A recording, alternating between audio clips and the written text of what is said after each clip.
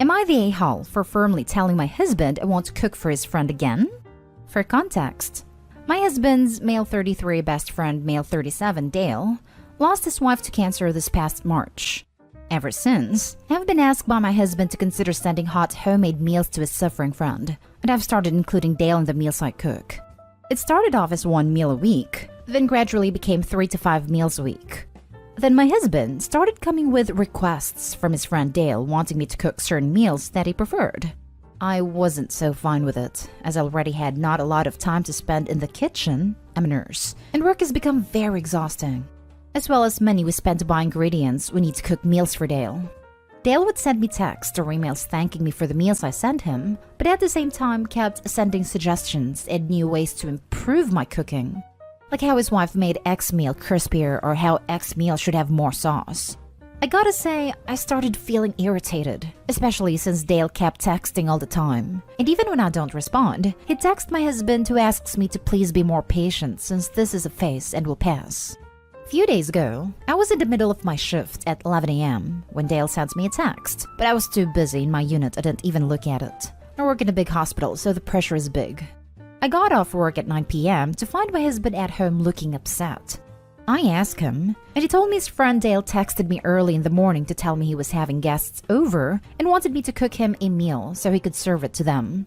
But I didn't respond and kept him hanging, forcing him to order food at the last minute. I was taken aback.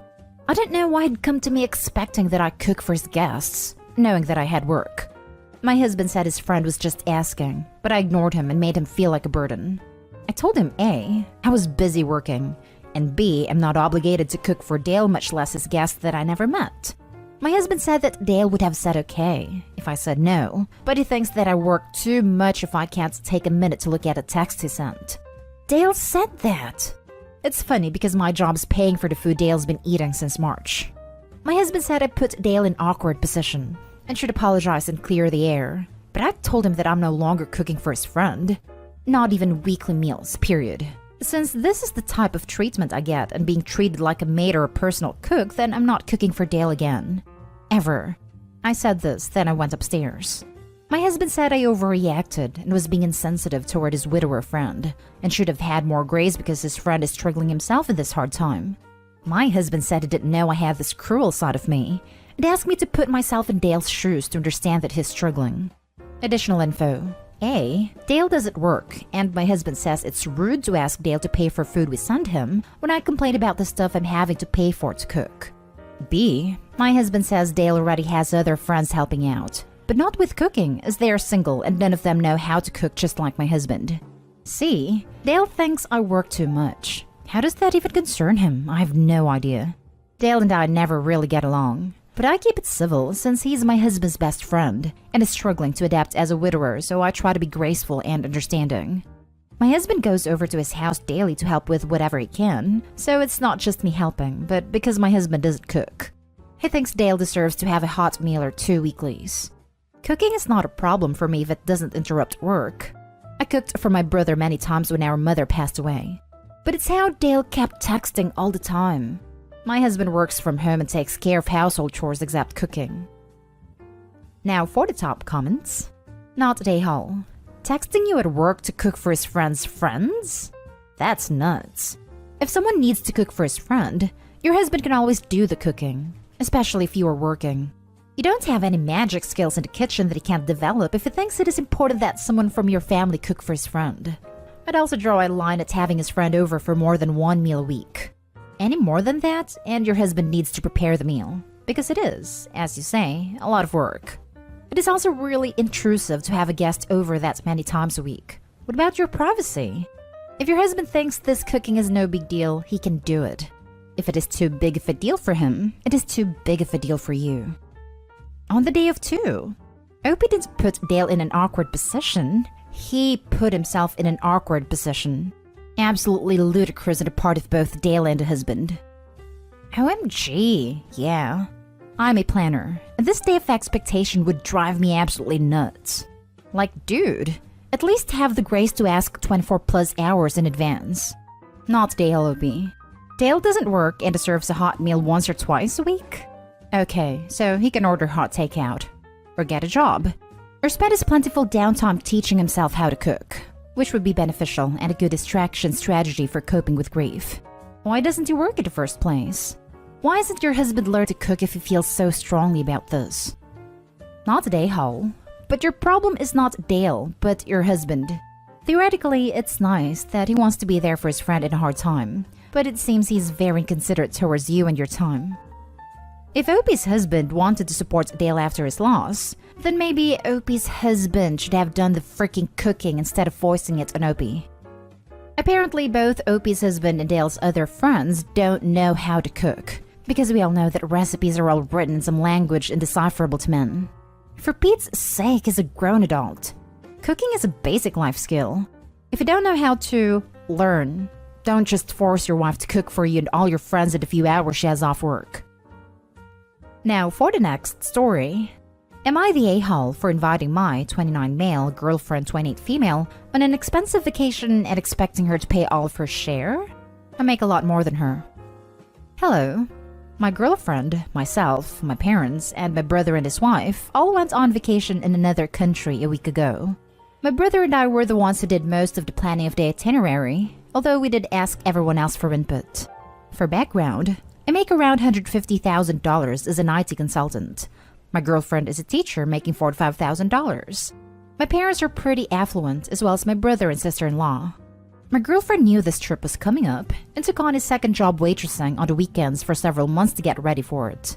We have always split things 50-50 in the 2 years we have been together. There were a few times on vacation when she did not go on outings with us, wine tasting / scuba diving / etc. She also would only eat 2 meals a day, simply stating that she was on a budget. My family does favor more high-end, expensive places. My parents thought it was very strange that she only eats 2 meals a day, although normally she eats 3. When we got home, I asked her why she skipped out on several of the outings and only ate 2 meals a day. I mentioned how I heard her stomach growling one night and said I was concerned about her having an eating disorder. She got teary-eyed and said that 3 meals a day wasn't physically feasible for her, and neither were the outings that she chose not to go on. She went on 3 out of 6 outings. She said she was not expecting everything to cost so much, and she was overwhelmed. She also said she doesn't know if this is going to work long-term if she is expected to go on vacations like that with people who make so much more than her. I feel bad that I did not pick up on her discomfort sooner. But we did agree to split everything 50-50, and I don't know why she agreed to come if the cost was an issue. You're the a-hole. Dude, come on. Your girlfriend had to take a second job to keep up with your family. You heard her stomach growl. You didn't think she may not have the cash? God, you're not the brightest, are you? You make over 100,000 more than her. Don't even treat her to a holiday? Yeah, it's not going to work. You're blind to your girlfriend struggling. Help her. Opie makes me pretty angry. He gets to save and have enough money to spend on whatever, whenever he wants, while his girlfriend is struggling just to be able to afford her share of things. Yes, going 50-50 might have worked out in the beginning of their relationship, but when the income disparity is that big, you need to adjust the agreement. Why should she be the one to live up to his desires when he so clearly doesn't care about hers? You're the a-hole, Opie. Just reading your post again, I don't think you actually care about your girlfriend at all. You're the a-hole 100%. She wants because she loves your stupid butt. She worked a second job and went hungry to be with you and your family. Maybe you and your family should have some empathy and consider that not everyone is making 6 figures. Teachers are drastically underpaid for their education and often have to take a second job. Public servants who teach children are devalued, and in this case, her own boyfriend and his family couldn't care less that she was making huge sacrifices to attend. Your job is to be a good partner. You failed. Sorry, you're the a-hole. I feel for her. You'd been together 2 years. It sounds like to her this was an opportunity to get to know your family. She sacrificed a lot just to afford to come. You then watch her go hungry on a trip with your family? I mean, you don't need to pay for all her costs. But could you not have helped a bit to make sure she at least eats regularly, given that she worked 2 jobs earning a lot less than you for this? Next story is titled, Would I be the a-hole if I refused to help pay for my brother's wedding? Here's some backstory. My 20 male brother 35 has a long history of nearly getting married then pulling out the last minute. It's the same story each time. He'll introduce a girl to the family when they start getting serious and tell us that they'll be getting married in a few months. My parents will go to meet her parents, and the wedding preparations usually commence at this point. When the wedding is like a month or two away, he'll pull out of the whole thing over a fight or something. This has happened at least 8 times over the years. The reason he keeps pulling out is apparently over him not having enough money saved for the whole thing. Now this is confusing because he's been in full-time work since he was 18, has his own place, and pretty nice Mercedes car. The issue at hand is that he's brought another girl to the family. It is apparently serious this time. The wedding is a month away, and things are getting hectic. My mom is going around hounding all my siblings to chip in and pay off the wedding costs, seeing as my brother has no savings and is relying on us to bail him out. I was added to a family group chat dedicated to helping him pay off the money. Each one of my siblings was told to pay £1,000 by next month. I have been receiving non-stop phone calls from family asking when I will pay my share of the money, and this has taken a toll on my mental health. I currently work full-time and earn around £400 weekly, and I pay around £550 a month to my parents for rent and groceries. This is the second job I've ever had, and I've just recently started to learn how to save money and spend wisely. Paying £1,000 would put a serious dent in my basically non-existent savings. My family's also very toxic and mentally abusive, and there has been many times I have really needed help. Not money, just someone to talk to or ask for advice, and only my big sister was there for me. My mom has even gone the extremes of telling my siblings they were forbidden from sending me any money when I was broke and stuck in a different country. I might be the a-hole because I'm from a culture where family helps each other no matter what, and everyone expects me to pay the money. He's also my brother at the end of the day. So would I be the a-hole if I refuse to help out my brother? Edit. I just want to clarify my brother isn't the one asking people to pay for him. He actually hasn't talked to me about the wedding at all, and we're on pretty good terms right now. My mom is the one doing most of the fundraising and stuff. Now for the comments. This. There has been many times I have really needed help. Not money, just someone to talk to or ask for advice. And only my big sister was there for me. My mom has even gone the extremes of telling my siblings they were forbidden from sending me any money when I was broke and stuck in a different country. And this. I might be the a-hole because I'm from a culture where family helps each other no matter what. Does not go together. Not the a-hole. It's like the rules don't apply to me, but I'm expected to follow them. There are a lot of things about your family's behavior that makes me think it's probably not in your best interest to be relying on them or being in situations where they can pressure you into doing what they want. Your brother's an idiot, but I feel bad for him. If your parents are pressuring him into meeting someone and starting a family the same way they're pressuring you to pay for his wedding, it's no wonder he keeps canceling the wedding last minute. It's not about money, it's about him not wanting to get married. That's so true. Living in their household gives them the opportunity to try to manipulate me into things. I'm trying to move out very soon though. Not the a-hole. Your brother is 35 years old, in the middle of his working life, and you've just started. He doesn't need help to pay for his wedding. The fact that he's previously pulled out of weddings at the last minute is just an additional reason not to trust that he won't pull out this time. If it's different girls, the wedding costs are not the reason he's previously cancelled. But they may be the reason he now can't afford a wedding. When you plan a big wedding then cancel, you don't get all the money back. That's the thing. I really can't afford to give out money right now, and my job isn't really a steady one, so I have to save for a rainy day. Now for the last story. Am I the a-hole for getting upset that my girlfriend's sister keeps inviting herself into our home? Hi guys. I've been struggling with this issue recently and looking to see if I'm being an a-hole about it. I have been in a relationship with my amazing girlfriend for over 5 years. We have only recently moved into our first home together and have both been loving the experience and freedom. The issue I have been having recently is that since we have moved into our new home, it feels like my girlfriend's sister is constantly inviting herself over.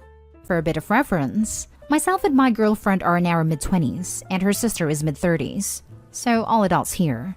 There was a point earlier this year where her sister would come around roughly 3 times a week for a few hours at a time, whilst we were both working from home.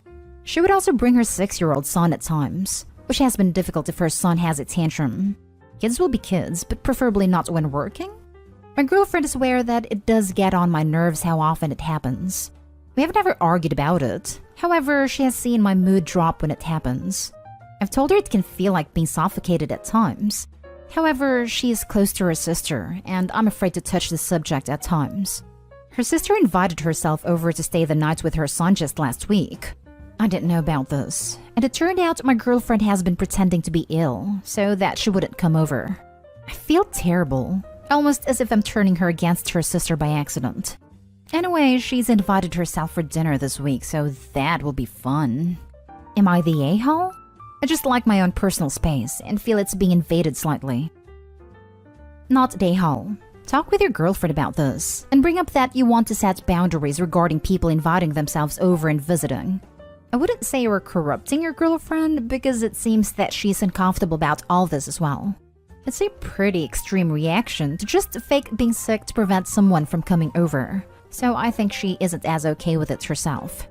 Also, maybe this is just me, but I've probably never had a friend or family member come to our house unannounced.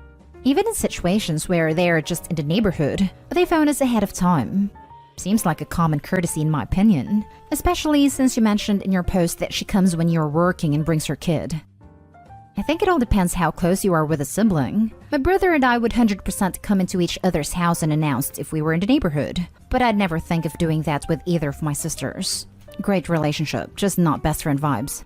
I don't think OP is the a-hole, but I would recommend OP and girlfriend sit down and talk about a compromise with girlfriend's sister because some ground rules seem like they need to be put in place. And to my knowledge, OP doesn't even have a clue where his girlfriend head is at.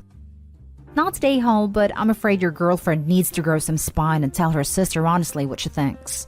And the sister herself is pretty a-hole for just invading your space with a son like this. Not the a-hole. 3 times a week is a lot. 3 times a week when the people are working from home and bringing a child is too much.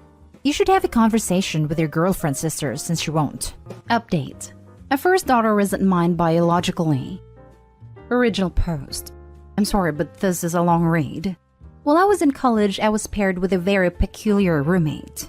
She didn't talk to me much and would always be away. She was very clean and organized, and I thank the heavens for it because all of my friends complained about their roommates, and I had gotten lucky. Jump 2 years later, she comes up to me to say that she is pregnant and may need some help from me. I asked who the father was, but she said it was a random guy she hooked up with and she couldn't even find him anymore. When I asked about her family, she said that she didn't have one. Her entire family was gone and she had been in foster homes most of her life. It only got out because she wasn't underage anymore. After that talk, she didn't say anything else. I noticed that she had strange patterns. She would wake up and leave super early and get back super late. The only times she asked me for my help while pregnant was when she went to discover the sex of the baby and to accompany her to one appointment which was a bit away from campus. Even then, we didn't talk much. She kept her routine and I kept mine. Sure, she was pregnant, but she acted like she wasn't. And to be honest, there wasn't much I could do anyway. She didn't slow down even when she got near her end of the pregnancy, and I'm sure this played a huge part in how things ended. She was 7 months pregnant and asked me to take her to the doctor because she was feeling a lot of pain. She was weird during the entire ride, talking nonsense. She said she wanted me to care for the baby and to never tell the baby about her. At this point, I was freaking out. This wasn't supposed to happen, so I was just agreeing to whatever she was saying. When we got to the hospital, they took her straight to be examined and later to have a C-section. Apparently, she had preeclampsia and her placenta was detached. At this point, I called a few friends of mine because I was freaking out. The doctors gave me some medicine because my blood pressure was very high and I was having a panic attack. I don't remember that part, but that's what they told my friends when they got there. Later, I learned that my roommates had died because of the birth, but the kid was alive. They said that they found a note on her belongings saying that I was the one who was supposed to care for the kid because she had no one else and didn't want her daughter to be raised by strangers like she was. I was so confused at the time. They said they would have to contact child services and I would have to file for adoption. This was at a weird time, or maybe the city was just messed up, because they only checked my background and if I had a job at a place to fall back on. And that was that. They just gave me a baby. I didn't think twice about it, because apparently the note that the roommates had left was a big thing and should be taken into account. They gave me the note to read and I wasn't supposed to ever tell the kid about her real mom. After a lot of time thinking, I came up with the idea to investigate her alongside my friends, which wasn't much since we were a bunch of idiots in college with not a lot of money. We could only find out that she was a night worker, and that nobody knew her much around college aside from a girl who was also a night worker and gave us the info. My friends told me to make up a pregnancy and have my parents care for the kid while I was in college. I'm not sure my parents ever bought the whole story, but they did love the kid and accepted to take care of her. The story was basically me getting pregnant on accident, and not telling them because I was ashamed, but coming back around because I realized that I needed help. 19 years later, I'm married with 2 kids who are mine, and my daughter who is mine but not by blood. I love all of them equally. I learned a lot after I graduated and had to care for her with the help of my parents. She's a bright kid and looks a lot like her mother, which makes me sad sometimes. She even says that we don't look alike, and I tell her she took after her father. I really wish I could tell her the truth. I feel so bad not doing it. I don't want her mother to be forgotten, especially by her own daughter. Now for the top advice before reading the update. Wow, very intense read. I can't imagine what you have been through. I immensely commend you for raising this child as your own. I don't think anything you did is something that you should feel the need to hide, and I can imagine this is weighing heavily on you. Eventually, your daughter is going to want to find out more about where she came from and who her father is. She is old enough now to understand the truth. I have a half-brother that my mother gave up for adoption before I was born. She didn't tell us until I was in my mid-teens, but I always had an inkling that something was amiss. It's hard to explain it, like a piece of me was missing. I wouldn't doubt that your daughter has a similar intuition. Yes, it was hard to learn the news that I had a sibling out there, but I felt no anger or resentment to my mother. Eventually, I began my search for my brother. After 5 long years of searching, we finally reconnected and have been back in our lives since. Finally, having the truth out there has been a huge weight off both of our shoulders. I know that if I was your daughter, I would want to know where I came from. She has a family that loves her. That's what truly matters. That's nice about you and your brother. The thing is that she is not the only one in the dark. The family doesn't know about the story as well. I'm afraid of everyone's reaction to this. I bet they will show you the same love you have shown your non-biological daughter. It would be hard for them to not be proud and love such a great person like you. You are one good dude, Obi. I wish you nothing but the best. Consider to have a private conversation with her. Let her be the first person to know. Let her decide if she wants the other family to know as well. It's her story the most if you decide to tell, and she needs the space to put it together herself first. You two going somewhere private is the best environment. Everybody knowing around her without her agreeing on this would stress her out even more. She deserves to be the one to know first. Explain the entire situation in a letter you give her while sitting next to her could be a good option. That way she can't interrupt the story and completely read your side before asking you hard questions. Also, write down everything you are worried about will happen because you told her. Why should you? You should trust her to tell everything, even if it's hard. It means you give her the truth about yourself and her in the most honest way you can. She may be in shock or angry as to why you mention it now. There's never a good time to tell. She just deserves to know. Her mother was alone, had no family left. She was ashamed of herself and her life. She must have felt something would happen to her, that something was going wrong. She didn't want to be known. She asked you not to talk about her. The saddest thing ever is to make her forgotten. She is invisible now, and she did mean something. She was in college. It just sounds like she tried to make something out of her life, even being at the bottom. Her death could have been prevented. She sure had a very difficult life. That doesn't mean she didn't deserve to be known. Of course, you want to keep her last wishes to the grave, but a relationship for life based on a buried secret, I don't mean to tell her now, but you need to prepare yourself. Maybe gather more information online, like where she was buried, print out things about her mother, pictures. If she's ready after the truth, hand her the envelope because she would want to know more about her biological mother. It would help both if you had it right there. She needs to see the evidence, it's no joke, and see you put an effort to show who her mother was. If she isn't up for it, she can open it anytime she wants. The people around you, if they find out about it, will react in shock as well. They won't hate you. If they can think they respect you for telling her first when she's old enough and not getting others involved into this. Good luck. And now for the updates. I never thought so many people would pay attention to what I posted here. After making the post, my desire to come clean to my daughter got even bigger. And after reading the response to the first post, I just saw a lot of things that I hadn't thought about before.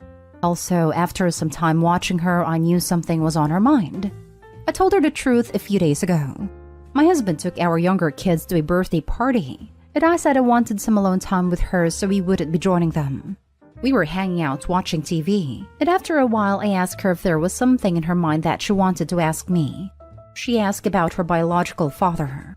I showed her the note my roommates left, and she didn't really understand at first, but then I started telling her what had happened. She cried a lot. It took a long time for her to calm down. I swear it was the hardest thing to do, because I wanted to cry during the entire thing, but it was her moment. She asked me a lot of questions about it. Why I never told her or anyone else in the family, why I was only doing that now. Was I feeling guilty? Was I feeling burdened by her? It took hours to answer all her questions, and to be honest, at this point I was crying too, because I didn't want to hear her question how much I care for her and how much I love to have her in my life. It was emotionally draining for both of us, and in the end, she just asked me to do some research on her mom and take her to see her grave. I agreed, and we will plan to visit her grave soon. I asked her if she wanted to tell the rest of the family, and she said it was only fair to do so, but she would do it with me. She did ask for some time to process it, and so far we haven't told anyone else. She has been pretty interested in the situation, and she has confessed me a lot of stuff I didn't know before. She said she used to feel like she didn't belong because she doesn't look like me, but her siblings do. She also said she would often feel like a mistake I made in my life when I was younger. Those and other things really broke my heart. As of right now, I decided to take care of her first, and then bring the rest of the family. I booked an appointment with a therapist to help us both navigate the situation in a healthy manner, and help us, especially her, to deal with the feelings that the situation brought to our lives. She has been closer to me than she already was. I feel like she's been more relaxed, and to be honest, so do I. I know I made a promise to never tell her the truth, but it just didn't feel right to let the memory of my roommate die with me when she has a living child, even if the memory is just her name. You are the epitome of a real parent. I wish I could hug you. Your daughter is very lucky to have you. Thank you for the update. OP, I'm proud of you. I'm adopted too, but I wasn't given up. I was taken away. Being adopted is hard, but you did right by your girl. Good job. Just a random thought. Perhaps she could sign to one of those DNA testing sites like Ancestry.com or 23andMe. If a relative of hers is also on the same site, it will show up. And even if no relatives are found, at least she gets some clues about her heritage. Last story is titled, Update. Am I the a-hole for not inviting my adoptive parents to my wedding? Original post. I, a 30 female, am getting married to my fiancé in May. I was adopted when I was a baby, and my adoptive parents' 50s did their best to raise me and support me through college. We always had a good relationship, and I obviously loved them. When I was 23, I decided to search for my biological parents, and long story short, they were teenagers, 14, when they had me. They are still together and they have 2 more children. They said they wanted to keep me, but they couldn't raise me, so they decided to put me up for adoption. The thing that really hurt me was that, in my childhood and teenage years, they tried to contact my adoptive parents and have a relationship with me, but my adoptive parents refused. When I confronted my adoptive parents, they said that they were afraid that I might prefer my biological parents, so they tried to keep them away. I was hurt and disappointed, and decided to go low contact. Over the years, we managed to build a better relationship, but it's not like before. So for my wedding, I decided to ask my biological father to walk me down the aisle, and he obviously said yes. When my adoptive parents learned about it, they were hurt, and said that their worst fear had come to reality, and if I insist to put my biological parents before them, then I shouldn't invite them to the wedding. My answer was that they're not invited then. Since then, all my adoptive family are calling me Nahol. So, am I the a-hole? Now for the top comments before reading the update. You're the a-hole. Biggest one I've seen yet. You chose the people who didn't choose you.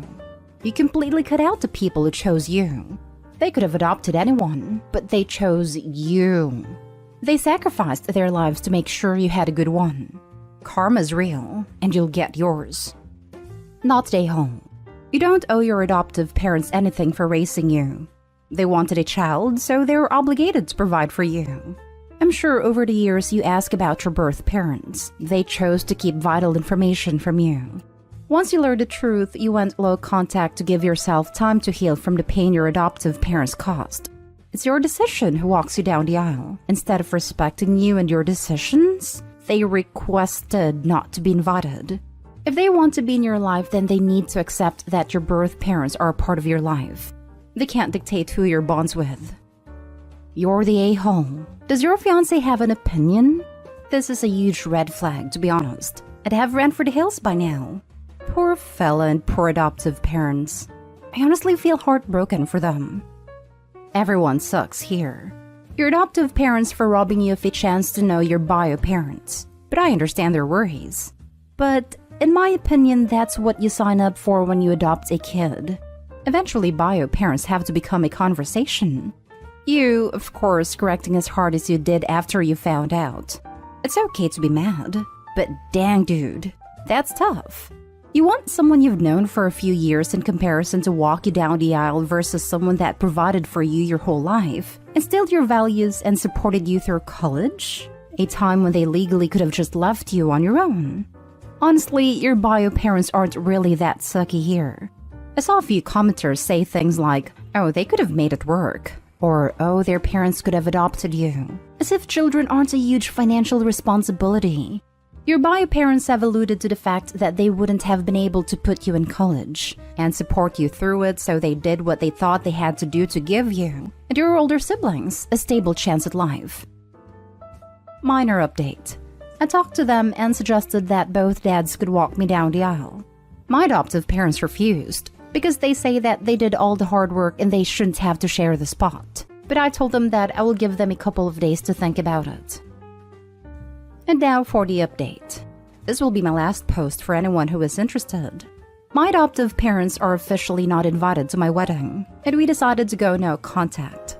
It was an emotional conversation. We cried the whole time, but I think it's for the best. They asked me if I can contact them again when I have a child. Since I was their only child, they won't have any other grandchildren. I said I don't think that's a good idea. I don't know how it could work.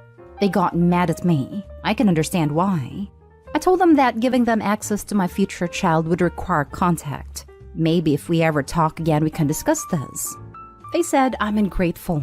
Well, a lot of people have said that. I guess I am. That I deprived them of any chance for children or grandchildren because they can no longer have kids or adopt. Then things just got bad. I don't think that we could possibly salvage this relationship anymore. I'm sad, but also happy for the new chapter of my life that is about to begin. Best wishes to everyone. So basically, you are doing the same thing your real parents did. Them wanting to have a relationship with your kids and you not letting them. The difference being they actually want to be there from day one. Unlike your biological parents who didn't want you. Only your siblings because they are the ones they love more and willing to work hard for, and always love more than you. You will always be a mistake, who is a second rate. The difference is that I will also tell my children from day one. Yeah, you have grandparents who love you and want to be in your life.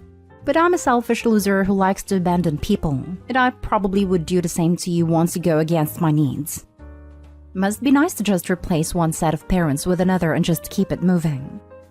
I wouldn't describe it as nice. You do know you created this entire situation yourself, right? I don't care anymore. I have my own life to worry about. I don't owe anything to anyone. Then no one owes you crap on here. Buzz off if you don't like it. Am I the a-hole for not sharing my inheritance? So, bit of a background. I was a big oops. My bio mom was a wealthy woman who apparently never wanted marriage or kids. She met my dad at a work event, same job type, different locations, not sharing specifics for anonymity, and they started seeing each other casually for a few months. And then boom! Her pill, the rubber, and a plan B all failed to stop me from existing. My mother was going to abort me, but my father begged her not to because he was actually married and was told that his wife only had like a 1% chance of ever carrying a baby to term. She agreed only on the stipulation that she can give me up. No visitation, no parenting, nothing but child support. And he and his wife reached an agreement that took me under the ruse she'd raise me as her biological daughter. Needless to say, I never met my bio mom, but it doesn't get any better for me from there. My stepmom actually ended up having a miracle about a year after I was born. A son. My brother has never treated me any different, and I love him dearly, but I could always tell I was never my parents' priority. I more or less just kind of existed to be seen, never heard or really acknowledged unless it was something for the family. When I turned 13, I got the opportunity to meet my bio grandma, Mom's mom. She had no idea I existed and petitioned for visitation. I loved it so much with her that I asked if I could live with her. My dad and stepmom seemed happy to be rid of me and accepted. My bio mom never visited her mom anyway, a rift over her not settling down and having kids. Well, that was 6 years ago. My bio mom just died a month ago and surprisingly left everything she owned to me, with the stipulation that I go to school for business and better myself according to her letter that the lawyer and trustee told me about. This is life-changing money. I'm talking I went from lowest middle class, grandma left everything to me, but it wasn't a lot, just a house and a couple thousand, to a multi-millionaire. Now, my dad and stepmom are on my case to share the money. I have no idea how they found out as grandma passed last year, right after I graduated. It was her dream to see me graduate and she had been sick for a few years, and the only person I talked to is my brother, but I never even told him. Apparently, they don't have the money to send him to an Ivy League school like they've always wanted. But money's no longer an object for me. I know they raised me for 13 years, but this money could really change my life. Am I the a-hole if I don't share it? Now for the top comments. Don't give them money. Maybe set something up with a lawyer like a trust for your brother to use for only school. This way money can't be withdrawn from it. They have proven they only want the money, not the a-hole. This is a reasonable thing to do. Despite the parents treating her indifferently, her brother sounds like he was a good brother, so I can understand if she wants to help him, but with rules in place that make sure it's only him that benefits. It's still a huge favor on Opie's part. Opie's not a-hole in any way, shape or form. Not a-hole. Clearly you weren't a priority until it benefited them. They let you go without thinking twice. Keep the money and do with it as your grandman you would have wanted to. Seems your bio mom showed up for you in ways the family that was physically there didn't. Yes, yes, yes. Opie, you weren't a priority until you had something they wanted to take. If you want to help your brother, contact a lawyer who can help you set up a trust account that pays only for his university tuition, so it cannot be withdrawn by your dad and stepmom, and your brother cannot be pressured to give them anything, etc. Not stay home. They should have treated you better, and now they're facing the same fate as Cinderella's family did in the classic fairy tale.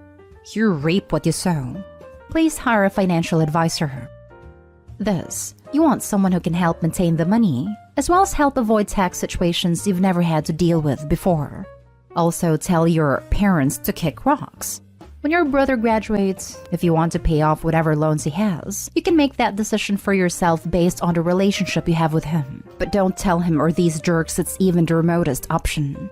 They sound like the kind of people who will never leave you alone if they think they can use you for their own ends. Now for the next story.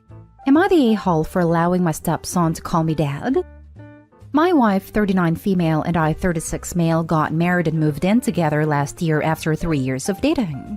She has a son, 15 male, with her ex-husband, 42 male. He was never abusive to any of them, but he used to be extremely cold, emotionally distant, and easily irritable. So my wife divorced him when the kid was 8. Since then, he has constantly tried to be involved in his life, but the child doesn't like him at all. He tries to make a man out of him, but his son is a huge softie, which is obviously an inherent incompatibility. He views his dad's approach as him not being accepting of who he is. I met the kiddo when he was 12. I had already been dating my wife for a year at that point, and we both knew that things were going to get serious, so it was the right time. I instantly felt a connection to him, and my paternal instincts spiked up. I'm sterile and I love children, which is an unfortunate combination. From that moment on, I started spending as much time with him as possible. The ex-husband really hated this and accused me of trying to steal his son. After we all moved in together, I started taking care of him full-time basically, because I work from home. I cook him breakfast in the morning, I pack him lunch, I drop and pick him off from school, I help him with his homework. We play video games together, work out, do sports, watch movies, listen to music, go on trips, etc.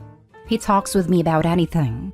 I love him so much, and I consider him my own son. This week, he came to me crying after a meeting with his dad. The father apparently started trash-talking me and telling him things such as, he's not your real dad. He's just a stranger. He's only being nice to you to get closer to your mom. He'll never see you as his own child, etc. The poor kid actually defended me in front of his dad. I hugged him tight and assured him that I love him more than anything, and that he is definitely my son. He calmed down in the end and let me know that from now on, he wants to call me dad publicly and in front of everyone. He called me by my first name before, because I'm his male role model and real dad, and that he loves, respects, and admires me a lot. I told him okay, whatever he feels the most comfortable with. My wife's ex-husband called me yesterday to berate me from allowing this to happen, saying that because of me he'll never be able to rebuild the relationship with his son now, and that I crossed some huge boundaries and I should be ashamed of myself for that. Not the a-hole, at all. Tell him to buzz off. If his son wants to call you dad, it's really nothing to do with anyone but the kid. I feel like he was hoping to emotionally isolate son until he was desperate enough to mimic the emotional language of the dad. When Opie stepped up and was kind and also loving and accepting, that plan was completely wrecked. Without a doubt. He clearly didn't account for the fact that teenagers always do the exact opposite of what you want them to do.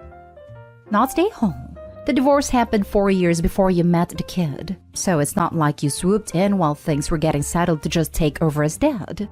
Somehow, dad didn't bother bonding properly with his kid during that time. That's his own fault. You have a teenage son who likes you. Good job, mate. He probably didn't bond properly from the very beginning. So the kid never aspired to be like his bio dad. At puberty, he started becoming his own man, while bio dad, who probably thought that it was his wife's job to take care of the kid while he was little, decided that now it was time to teach him to be a man, in his own image. Except that around that time, the kid met Opie and saw in him a man he wanted to grow up to be like, not one he had to grow up to be like. Some men raised old-fashioned really believe that a child will magically love someone just because they're biologically related. My dad left us before my sister was even born. I decided to come back when I was 12 and she was 10. He was really surprised when we didn't immediately just adore him and try to be like him.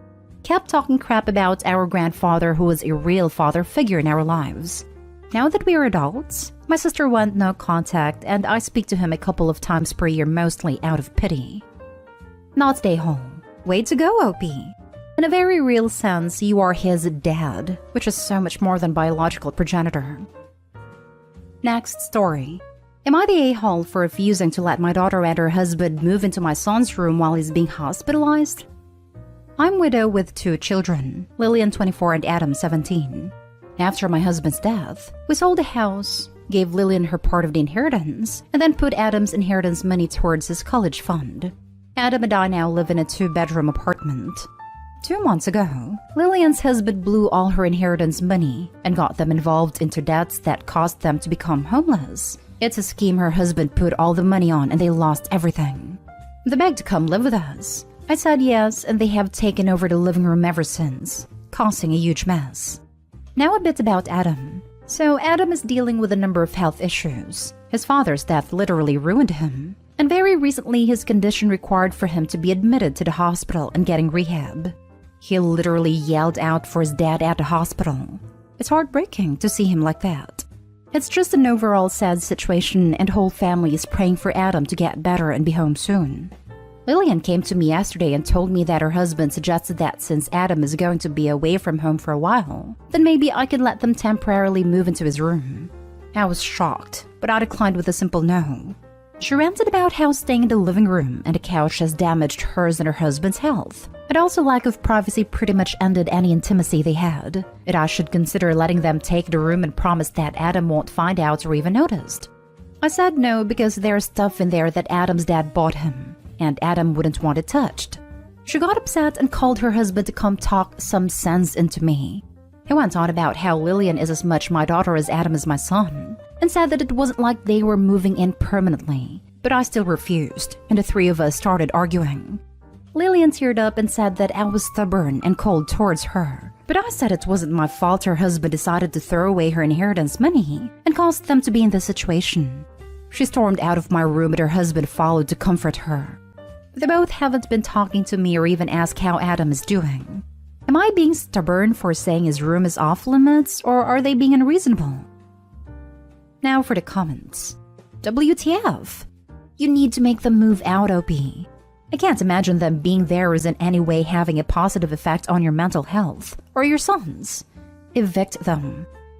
Do it today rather than tomorrow because they will take over Adam's room the moment you're out to get groceries. And they will invade its privacy and safe space and cause harm that cannot be undone. If you don't want to leave them high and dry, pay for a motel for a week. But you need to realize that their bad decision-making will not stop at blowing all of the money, husband, and staying with the idiot that blew all her money, daughter. Not day-hole. Honestly, you've been more than generous letting two adults move in with you in the first place. You need to lock Adam's room to keep them out though, since it sounds like they both think rules don't apply to them. I agree. I'm sure them being there isn't going to help Adam's recovery.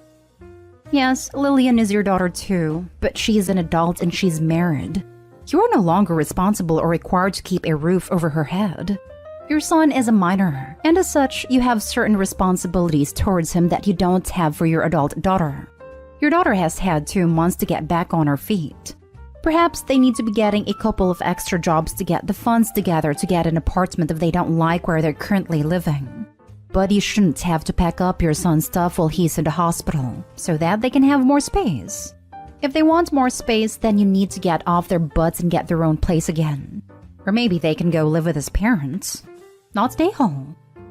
Yes, don't let them get any more comfortable than they already are, or they'll never leave. She's your daughter and she was given her inheritance and blew it. I'll bet she had a bedroom in your house when she was 17. Your son deserves to have his own space now too. Not day home. Last story is titled, Am I the a-hole for throwing a family into the street? Okay, so it sounds worse than it is, I think. My wife and I purchased a home back in August from a family who was waiting for the construction on their own home to be completed. We agreed to close at the end of December, but further agreed to give them a grace period of up to 3 months to end of March if their construction was delayed past the expected completion date. They repeatedly told us they didn't expect any excess delays and would be trying to move out of the house as soon as possible. In November, the seller informed us that they were going to need to take the full 3-month grace period, as their construction had gotten more delayed than expected. We grumbled at the time but accepted this, since it was in the contract and was their right to take it. In the meantime, my wife and I have been living in an apartment my parents own, waiting to move into our new home. My parents bought a place in our city so they could spend more time closer to us and to our child who is their first grandchild, born 10 months ago. My parents only plan on moving here for an extended period starting in September of this year. The apartment we're in is pretty small. It is not really suitable for a baby, especially one who is right on the cusp of walking. We are very eager at this point to move into the new place and make sure it has sufficient amenities for the baby as well as for us. In order to get things ready as soon as possible, my wife has been working to secure a contractor for a renovation of our new home, which is estimated to take up to a month. We have already paid a down payment to the contractor to book him for April of this year. So you can imagine our surprise when the seller called up about a week ago and offered to pay rent for us to extend the grace period an extra 6 weeks. We didn't really want to delay further, so we told them that we were sticking to the terms of our contract and that they had to give us the keys and remove all of their property from the premises by the end of March. Today they called again and this time begged to let them stay for an extra month until the beginning of May. They said that they had nowhere to go. Her mother is going into surgery at the end of the month, and they don't have a place near where their daughter is supposed to go to school. We wanted to be reasonable, so we called our contractor to see if he could push off doing the work until May. But he's already booked and wouldn't be able to start the work until August. So we called them back and told them we wouldn't be able to help, and that they would have to make arrangements for themselves elsewhere. At this point, the wife of the couple started crying and saying we were basically throwing them out onto the street. We do have a safe, free place to stay, but we are already paying the mortgage on the house that they are currently living in. So Reddit, am I the a-hole for sticking to the terms of the contract and forcing them to leave the home? Not the a-hole. You are not an a-hole for holding them to the contractual agreement they signed when you bought the house. What they are dealing with is not wanting to be inconvenienced by storing their stuff and temporarily living in an Airbnb. You need a house to complete your planned renovations, and you can't delay that because that would then screw over your folks moving into their apartment where you are currently staying. And trust me, you want to have a buffer for your renovations as well. And consider this, they have 2 months ahead of them to figure out alternative housing. Staying in the house is just what's easiest for them. Exactly. Furthermore, since this is a done deal, have they blown the money from the sale? Clearly, they had some wealth if they were building a home and are paying off family medical bills simultaneously. I understand crap happens, but I highly doubt that they suddenly just broke the bank. Not a home. Good grief. Sorry to say this, but you may have to legally evict those folks. Would you actually have to evict rather than just make them leave? The new owners never rented to them, have never received money from them, and have a contract. If I bought something from you and didn't give it to you, that's theft. It would suck if they have to do that. Update. My boyfriend 21 believes that we shouldn't be together because his female friend told him our zodiac signs are not compatible. Original post. This is slowly getting ridiculous. My boyfriend of 2 years has a female friend. They were close since middle school, so she has been in his life more than most of his other friends. I guess this is why he listens to her and her opinions on a lot of matters, including our own relationship, which I found out recently. What is happening is that every time we've had a fight, he was going to her to vent about our problems. I was okay with this for a long time. Never really thought something would be wrong. They were friends for a long time. I trusted him and wasn't jealous of their friendship. But for a few months, I've noticed a sudden change in my boyfriend's behavior after our fights. Instead of trying to resolve things like we always do, he would get passive-aggressive, ignore me for days, and throws around maybe we should break up quite often. I was really surprised because our fights aren't that serious. For example, ever since we moved in together, we have this agreement that I'm cooking our meals and he cleans everything after. For a week or so, he wouldn't, no matter how many times I've asked, because, as he said, Leos don't like to be pushed around. Yeah, every time we fight, he would just say stupid things like this. So I confronted him yesterday and asked what has gotten into him. Apparently, his female friend has gotten into astrology and decided that we are not compatible, because I'm a Cancer and he's a Leo. He then blamed our little fight on our signs incompatibility and told me that she's pretty spot on with her descriptions of our relationship, and he started to believe that we're not a good match. This is so stupid that I thought he was joking, but nope. Now I'm thinking if this is even something worth fighting for. I don't believe in astrology. I don't think it's an answer to all of the problems that we face, but he is certain that it is because his female friend told him so. I was thinking about meeting up with her, but I don't know if I should. Or maybe with both of them to see what the problem really is. Part of me don't want to throw away this relationship. Those were good 2 years before he started acting like an idiot. But another part of me is bewildered by the amount of stupidity of my boyfriend and his friend. Now for the top advice before reading the update. No, don't meet up with her. Dump your idiot boyfriend. Agree. It sounds like you are young. If that's the case, you have your whole life ahead of you. What would it mean to be married to this guy? Is he going to run to his friend when you fight? Betray personal secrets? Talk about your intimate life. He is already pushing his boundaries. Maybe it was a great 2 years. So what? You weren't throwing anything away. You were discovering what's important to you and what isn't. This guy is the wrong guy. Cut your losses. Agreed. You're 21, OP. You still have so many great years ahead of you. Don't let this dip bog you down. Remember, 30 is the new 20, so you have plenty of time to meet someone else. Yeah, I'd throw that one away. He's either really dumb or he's trying to get out himself. Yeah, probably doesn't have the guts to quit the relationship altogether. Date someone that's not a friggin' moron. This reminds me of a story my dad told me where he went on a date with a girl before he met my mom, and they were talking. And somehow the topic came up that this girl's family had some kind of religious guru that gave them advice on everything in their lives, and they always listened. My dad said something like, "So even if you really want to date me, you won't if your family's guru says not to?" And the girl was like, "Yep, he makes all the final decisions." My dad says he finished out the date, left, and never called her again. It could be his way of finding an out. If he is throwing around suggestions of breaking up during every fight, and now he's using Zodiac signs as a reason to break up, then he sounds like he's just looking for reasons to end it. He could very well have feelings for this girl, but even if he doesn't sound like a good boyfriend. I would leave. And now for the update. I've decided to post a follow-up because my original post gained a lot of attention. I've received plenty of advice and many things have happened ever since then. Be prepared for a long ride. This whole situation is a great lesson to me, and I'm working on myself to stop being so naive and gullible. We are not together anymore, which is a good thing, but we didn't break up right away. I ended up confronting my boyfriend about his friend, her input in our relationship, and him seeking validation from her.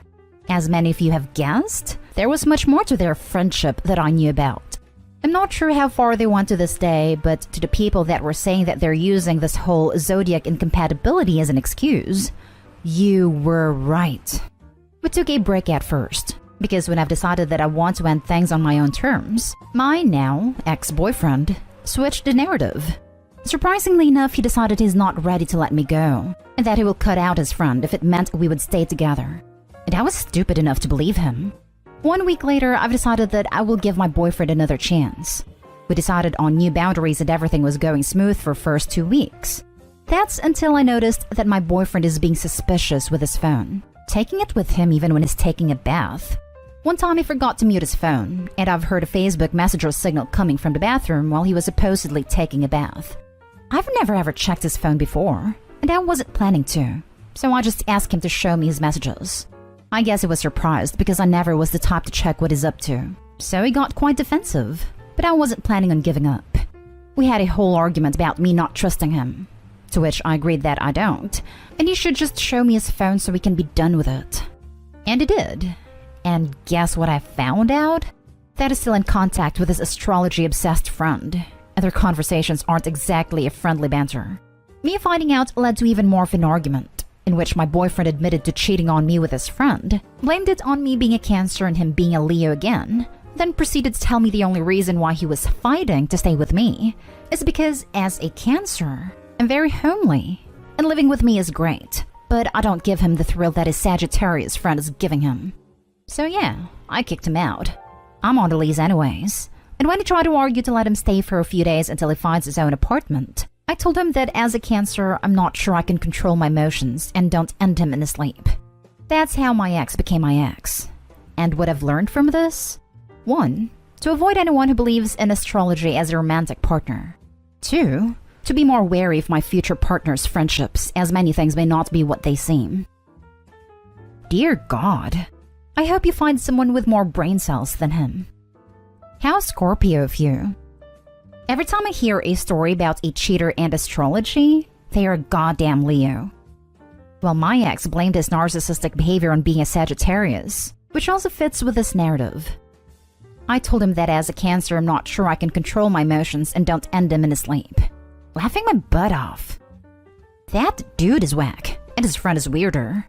Bullet dodged again, Neo. I think astrology is kind of cool, but to purely base your relationship off it is just ignorant. At least, they will be happy together. Next story. My 20 female, boyfriend 19 male, has slept with his girl best friend. My boyfriend and I met 7 months ago, and we made it official 4 months ago. When we first started seeing each other, he told me he had slept with his girl best friend. Keep in mind, this was first year of university, so they have known each other for less than a year. I was fine with it, because, it was before we met, but it was a bit uncomfortable to me. Seeing her all the time and watching them interact together was annoying. They're quite playful, always making fun of each other jokingly, making inside jokes all in front of me, and sometimes it made me feel like I wasn't even there. But at the end of the day, I had no real reason to be mad. A couple months in, I found out they used to cuddle together in bed and fall asleep together as well as the one time they slept together. That made me feel quite weird because, in my opinion, it's more intimate than just sleeping together once. He told me they were both in a bad place and it was just for comfort, but I was still put off by it. I kept my feelings about their friendship to myself because I wanted to like her and not make things difficult for my boyfriend. But she wanted to be really good friends with me oddly and invited me to have drinks with her one night. It was all fine until she told me a couple details about when they slept together, about my boyfriend and his ex, all without me even asking. I brushed it off during the time, but I've thought about it more and more, and wow, I'm so disgusted and livid. I don't understand why anyone would do that. Then I finally told my boyfriend I didn't like their friendship. I'd asked him to just be cautious of how he interacts with her when I'm there, but didn't tell him the details of when her and I met. I specifically told him not to tell her because I didn't want her to think I hated her, which then of course he did without even asking me. I felt that further proved my point and it put her before me. Her response was that I have no reason to be uncomfortable, and she doesn't understand at all why I would feel this way, and that their friendship is completely normal. I felt that she completely dismissed my feelings, and I don't understand how she thinks I'm overreacting. Wouldn't anyone be uncomfortable in my shoes? So I unfollowed her in most social media.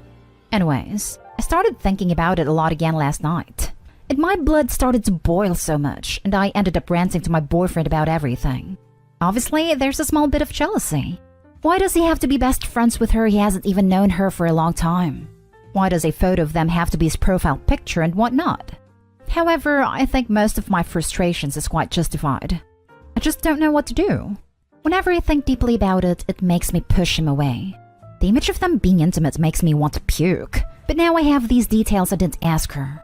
She's still his best friend, so there's no real solution. To be clear, I never asked him to stop being friends with her, and I never would.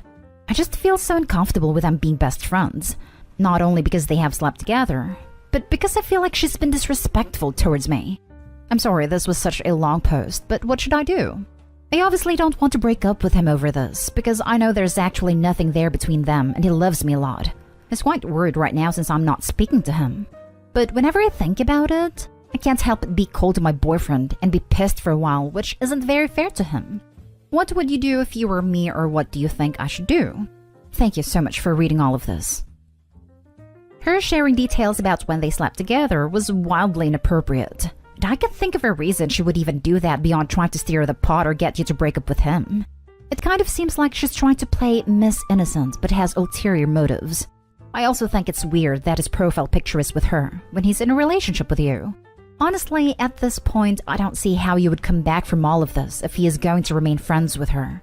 You may be better off ending the relationship. Yeah, I need to think hard about this. Thanks for your insight. Look, I have had a platonic male best friend. I have been in the situation of having a new girlfriend try to force him not to be friends with me. I am sympathetic in general to the idea that people should be able to have meaningful non-romantic relationships with people of the gender to which they are attracted. But this is clearly not that. He has known this girl less than a year. He had slept with her and cuddles with her in that time frame. He prioritizes her feelings over you in public and private? This is not some we dated when we were just kids, but it's been decades and we're strictly friends situation. This is a hookup from, at most, a couple of months before he met you that he still treats as the most important person in his life.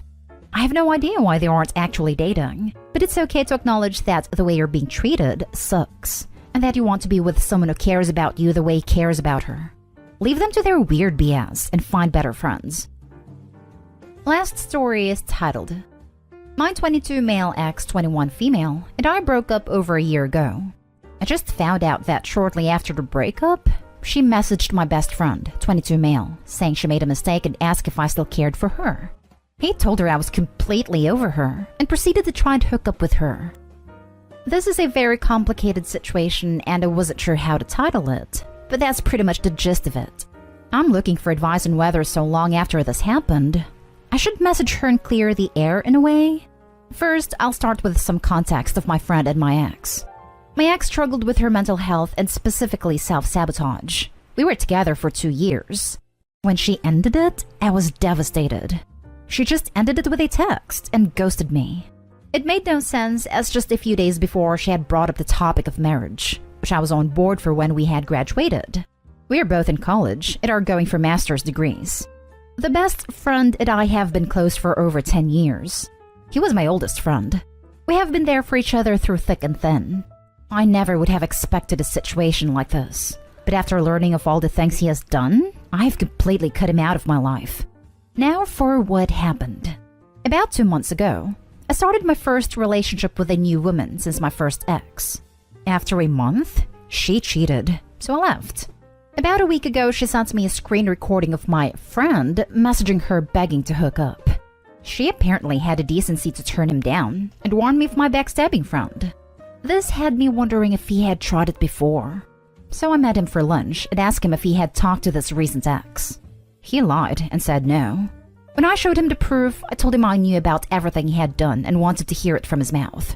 He confessed. Next, I asked him to tell me about what he had done with my first ex, still claiming that I knew when in reality it was just a hunch. He told me that just a month after we had broken up, she sent him a message, telling him she had made a mistake and asking him if I would be willing to take her back. He was my roommate and best friend at the time, so it makes sense why she would test the waters with him. He responded to her by saying that I was already completely over her and had moved on. In fact, he proceeded to try and hook up with her. I'm assuming this is why he told her the lie. She inevitably turned him down as she was never interested in him in the slightest. But she obviously believed him, because since the breakup, I have still never received a single message from her. Considering he was my best friend, from her point of view, she probably thought I was not only over her, but had given him the go-ahead to pursue her, which obviously was not the case at all. Now I feel like I'm faced with a decision of letting this girl, that if we are being honest I still care for, know the truth. Or living with the fact that she probably thinks the 2 years we spent together was a complete lie, and that I cared about her so little that I was okay with my friend trying to hook up with her. What should I do?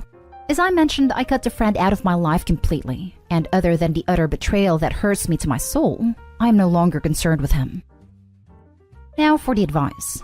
I would go clear it up and explain what you just found out with her. Do not go with any expectations of resuming a relationship with her. Just inform her that you felt she had the right to know he outright lied to her. Leave the ball in her court with regards to whether or not anything happens from there. If she asks how you feel now, tell her the truth, but let her know it's up to her to decide whether or not she wants to try again. If she doesn't inquire but just thanks you, wish her well and move on. I think this is probably the right thing to do. I just don't know if I actually have the strength to message her after so long about such a messed up situation. The thought of this situation has really torn me to shreds. I don't have any hopes or intentions of getting back together though, so regardless of what she replies, I'm not expecting anything. Oof, time to get a new best friend. For real. Luckily, I have some really great friends that have been giving me advice about the situation. Just looking for unbiased advice right now. Do I message her and clear the air after so long? Do it if you meet one of two criteria. She isn't in a relationship and you aren't wanting to get back with her. She isn't in a relationship, you are considering getting back with her, and you know for a fact that she has significantly made progress on her mental issues. The only thing here I know about is that she's not in a relationship. If she were, I would never think about crossing that line. Am I wanting to get back with her? I don't know, to be honest. I still care for her, but I don't think a successful relationship would be possible. I have no clue about her mental health either. I haven't talked to her in over a year. I suppose I have some things to think about.